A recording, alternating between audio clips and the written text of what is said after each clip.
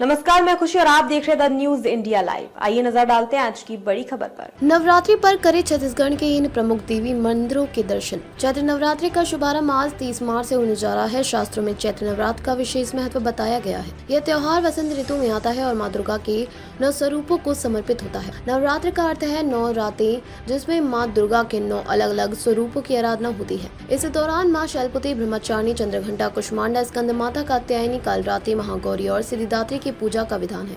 छत्तीसगढ़ में भी नवरात्रि का पर्व बहुत धूमधाम से मनाया जाता है। यहाँ देवी के विभिन्न रूपों की पूजा की जाती है और खासकर नवरात्रि के दौरान देवी मंदिरों में श्रद्धालु बड़ी संख्या में दर्शन करने आते हैं। छत्तीसगढ़ के 9 प्रमुख देवी मंदिर हैं जिनकी मान्यता और ऐतिहासिक महत्व है।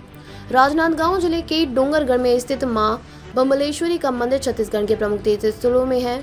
एक माना जाता है यह मंदिर 1600 फीट की ऊंचाई पर स्थित है और इसके दर्शन के लिए 1000 सीढ़ियां चढ़नी पड़ती हैं।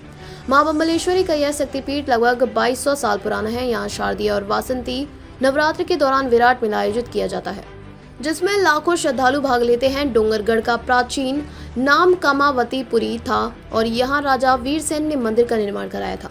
दंतेश्वरी माता का मंदिर बस्तर की कुल देवी।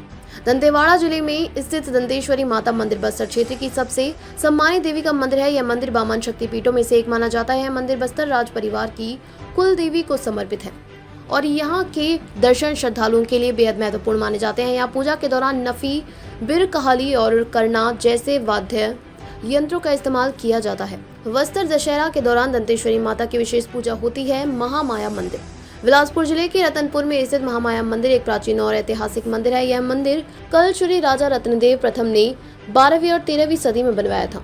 महामाया मंदिर में देवी सती के दाहिने स्कंद के गिरने की मान्यता है। यहाँ नवरात्रि के दौरान विशेष पूजा होती है और श्रद्धालु माता की कृपा प्राप्त करने के लिए यहाँ आते हैं। चंद्रहासिनी माता मंदिर शक्ति जिले की डबरा तहसील में स्थित चंद्रहासिनी माता मंदिर एक प्रमुख धार्मिक स्थल है। यहाँ देवी की आकृति चंद्रमा के समान मानी जाती है, जिसके कारण इसे चंद्रहासिनी देवी कहा जाता है। यह मंदिर नवरात्रि के दौरान श्रद्धालुओं के लिए आकर्षण का केंद्र बनता है और दर्शन के लिए बड़ी संख्या में लोग यहाँ आते हैं। खल्लारी माता मंदिर महाभारत काल की मान्यता। महासमुंद जिले के खल्लारी गाँव में स्थित खल्लारी माता मंदिर की धार्मिक और ऐतिहासिक महत्व है। खल्लारी का प्राचीन नाम मृतकागढ़ था। यहाँ से जुड़ी मान्यता के अनुसार महाभारत काल में राक्षस हिंडीव के साथ भीम का युद्ध हुआ था। इसके बाद हिंडिबा ने भीम से विवाह किया था। इस मंदिर तक पहुंचने के लिए 850 सीढ़ियां चढ़नी पड़ती हैं। खल्लारी माता का मंदिर नवरात्रि में विशेष रूप से श्रद्धालुओं के बीच प्रसिद्ध है। चंडी माता मंदिर। चंडी माता मंदिर महासमुंद जिला का 40 किलोमीटर दूर विकासखंड बाग बहरा के घुंचापाली गाँव में स्थित है। इस मंदिर में विशेष रूप से चैत्र और कुंवर नमास की नवरात्रि में मेला लगता है। यहाँ एक अनोखा दृश्य देखने को मिलता है जहाँ श्रद्धालु माता की आरती में भाग लेते हैं और आधा दर्जन भालू भी इस आरती में शामिल होते हैं। यह एक बहुत ही आकर्षक और अद्भुत दृश्य है। माता अंगार मोती।